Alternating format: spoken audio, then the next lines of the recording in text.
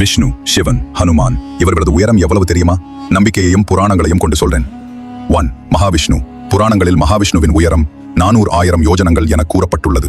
ஒரு யோஜனம் சுமார் 12 கிமி என்றால் அவருடைய உருவம் 48 லட்சம் கிலோமீட்டர் ஆகும்.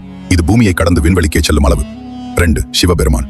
சிவன் தியான நிலையில் உள்ளபோது ஒரு மனிதன் போல் தோன்றுவார். ஆனால் விராட் ரூபம் எடுக்கும்போது அவருடைய உருவம் வெறும் உலகத்தை கடக்கும் உயரத்தில் காணப்படும் என சில ஞானிகள் நம்புகிறார்கள்.